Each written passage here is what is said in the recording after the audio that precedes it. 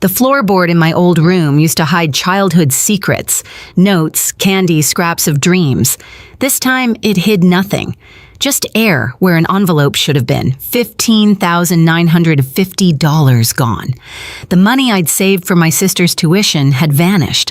I sat there, dust on my hands, heartbeat steady, not a single tear. Outside my door came the sound of heels and rustling shopping bags. She was humming. She thought I'd break down, fall apart, maybe beg her to explain. Instead, I set the board back, stood up slowly, and smiled. She had no idea what was coming next.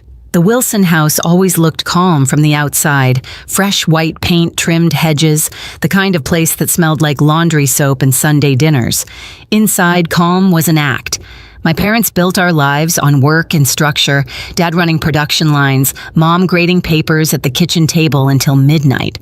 We weren't rich, just steady. Steady enough that I learned to earn what I wanted while my sister learned she could ask for it. Tiffany was born 4 years after me, the miracle baby who arrived when Dad got promoted and Mom finally had summers off. From day one, she sparkled. Dimples, blue eyes, that voice that could turn please into a command. Everyone adored her. Teachers, neighbors, even the mailman remembered her birthday. When I tried to say no, I was the serious one. When she cried, the world rearranged itself to make her happy. By high school, our differences had become rules. I worked part-time at the grocery store stacking cans after school. Tiffany joined cheerleading and came home with ribbons. When I asked for a used laptop, Dad told me to save up. When she wanted a new phone, it appeared before the weekend. It wasn't jealousy, not really. It was gravity. Everything in our house orbited around Tiffany. Years later, when Dad's company downsized and Mom picked up tutoring to cover bills, I thought maybe things would balance out. They didn't. Tiffany's tuition came due right as money ran thin. I remember Mom whispering late at night, "We'll make it work. We always do." But we meant me. I'd just landed a solid job in Boston tech. Long hours, good pay, no time for anything else. When Dad called about tuition, I didn't hesitate. "I'll cover it," I said, even though it meant draining part of my savings. $15,950, a concrete number that represented every side project, every skipped vacation, every time I told myself, "You're fine, you don't need much." I kept the cash close, literally inside my old room, beneath the same floorboard that once hid childhood treasures. It felt symbolic somehow. Money meant to secure her future, resting where I once kept my own. The day I tucked that envelope under the wood, Tiffany hugged me tighter than she had in years. "You're the best," she said. I believed her. For a while, everything felt normal, family dinners, laughter, her promises to do better. But normal was an illusion, and illusions always crack under pressure. 3 days before Tiffany's tuition payment was due, I left for a short work trip to Seattle.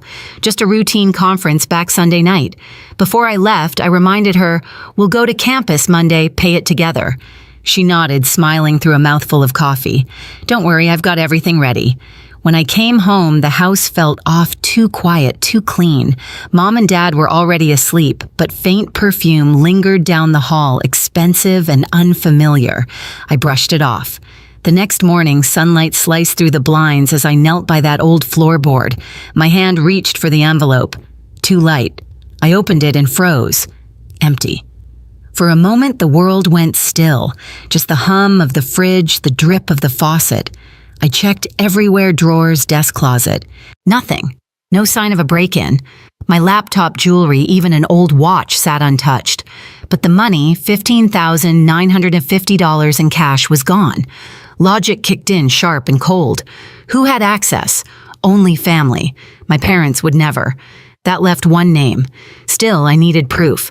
I headed for the bathroom to clear my head, but something in the trash caught my eye. Crumpled receipts. Nordstrom, Saks, Neiman Marcus. The totals blurred together, $895, $612, $347. Designer shopping sprees, dated the same 3 days I was away. I stared at them for a long time, pulse steady, jaw locked. Then I pulled out my phone, opened Instagram. Tiffany had blocked me years ago, but she'd forgotten about the second account I used to check on her when she first left for college. Her latest posts hit like a punch. A photo of shopping bags spread across her bed. A caption, treating my girls to the best weekend ever. Another clip, her laughing in a restaurant, flashing a brand new gold watch. The kind that costs more than rent. That's when my phone buzzed. A text from Jackson. My old roommate dude saw your sister at Morello last night. Girl was spending like crazy. Did she hit the lottery? I stared at the message until the anger started to settle into something else. Clarity. I found a folded slip still inside the envelope, half stuck in the corner, a bank deposit receipt for $1,000. Her name, her signature. She'd stolen from me again, not just money, but trust. And yet, instead of exploding, I felt calm. The kind of calm that means a decision's already been made. I knew she'd walk in soon, expecting the same old pattern, me discovering her crying, me fixing it. But not this time. This time, the silence would be my weapon. The front door slammed just after 2. Keys clattered into the ceramic bowl by the entryway. Then came the sound I'd been waiting for, shopping bags brushing against each other, the rhythm of someone who thought they'd gotten away with it. Tiffany appeared in the kitchen doorway, cheeks flushed, hair glossy, dressed like she'd walked out of a boutique ad. 4 designer bags dangled from her wrists. The gold watch on her arm glinted under the afternoon light. "Oh, hey," she stammered. "Thought you were still in Seattle." "Wrapped up early," I said, voice even. "Productive trip. Cool, cool." Her laugh was nervous thin. "How was the weather?" "Surprisingly nice," I replied, closing my laptop slowly. "Looks like you've been busy too." She glanced down at the bags and tried to smile. "End of season sales. You know, bargains." "Right," I said softly. "Some impressive bargains." I picked up one of the receipts I'd kept, smoothing it on the table. I didn't know Gucci did 70% off. Her face went pale. "You went through my stuff, bathroom trash," I corrected. "Shared space." She dropped the bags on the floor, hands trembling just slightly. "Okay, so I took a little. I was going to pay you back. You make good money, Sarah. It's not like you'll miss it." "A little?" I tilted my head. The envelope was empty. Her voice rose. "You're overreacting. I just wanted to feel normal for once. Everyone at school has nice things. I'm tired of being the poor one." "You weren't poor," I said quietly. "You were helped. There's a difference." Her eyes shimmered with tears, real or rehearsed, I couldn't tell. "Please don't tell Mom and Dad. They'll kill me. I'll return everything, I swear. Just give me time." I let the silence stretch. No yelling, no threats, just the weight of what she'd done hanging between us. "Tiffany," I finally said, "Monday is the tuition deadline. Dad's expecting confirmation that the payment went through." She blinked. You're not paying it again, no." Her voice cracked. "You can't be serious." "For once, I said I am." The room went still. Then she burst into a mix of pleading and anger, every emotion she'd ever used to manipulate her way out of trouble. I just stood there, watching it burn out. When she finally ran out of words, she looked small. "You always fix everything," she whispered. "Not anymore." I turned away, letting her tears fall behind me. In the quiet that followed, something inside me shifted. Not satisfaction, not yet, but resolve. This wasn't revenge.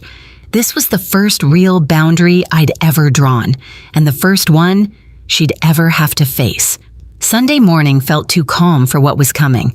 The house smelled like coffee and eggs, sunlight cutting across the kitchen tile. Dad scrolled his tablet, Mom hummed softly, and Tiffany sat across from me, quiet, pretending everything was fine. "Big day tomorrow," Dad said. "We'll go to campus and pay tuition." "Right," she murmured, eyes down. Then the landline rang. Mom handed it to Dad, smiling until his face changed. "Overdue. Since Friday." His tone hardened. "No, my daughter, my son. They said Monday." A pause. "A late fee. Withdrawal if not paid today." He hung up slowly. The air thickened. "What happened to the $15,950 for your tuition?" Tiffany froze. Why are they saying?" Dad's voice cut sharp. "Answer me." Her eyes darted to me, pleading. I didn't move. "The money's gone," I said. Mom blinked. "Gone?" What do you mean I left it in my room before Seattle? When I checked yesterday, empty. Dad turned to Tiffany. Tell me it wasn't you. She hesitated, voice breaking. I borrowed some. I was going to put it back. How much is some? She swallowed. All of it. Silence slammed down. Mom sat hands trembling. Dad leaned forward. You stole tuition money your sister saved for you and spent it. I didn't mean to. I just wanted to feel normal. Everyone has things, not at the cost of your family. Mom whispered. I slid the receipts across the table, designer stores, expensive dinners, all dated while I was gone. You didn't just spend, you flaunted it. Tiffany's voice shook. I was ashamed. I hate being the one who never fits in. Dad's anger cracked into disappointment. You don't fix insecurity with theft. She broke down sobbing. Please don't tell them. Don't call the school. I'll fix it. I stood. Then start. Call them. Her head jerked up. Now. Her hand trembled as she dialed. Hi, this is Tiffany Wilson. I can't make my tuition payment. Yes, I understand. Her tears fell fast. I'll withdraw this term. When she hung up, she whispered, They said I'll be removed from classes if it's not paid by the end of day. Dad nodded. Then that's what happens. You'll work and pay it back. She gasped. You're really going to let me fail? Yes, I said. Because saving you hasn't helped. For a long time, she just cried. Then Dad said quietly, Everything you bought, return it. What you can't sell. I will, she whispered. Say it. I said, not I will.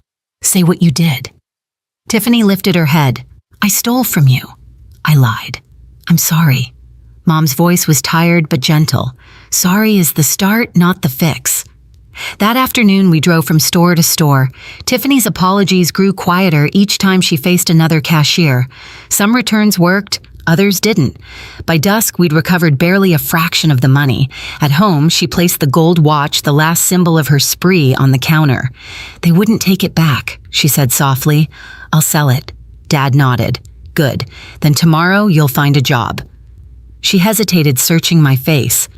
You're not going to help me, are you? I met her eyes. I already did. You just didn't see it. That night, she slipped a note under my door. I know you're angry, you should be, but I'll make it right. Inside was $60, her first repayment from selling concert tickets. I stared at it for a long time, the kind of quiet anger that is burned down to truth. For once, I didn't feel like the fixer. I felt like the witness. Down the hall, I heard her crying raw real. And for the first time, I didn't go to comfort her. I let the silence do what words never could. Because this wasn't cruelty. It was the only way she'd ever learn what love without rescue really looked like. 4 weeks later, the house sounded different.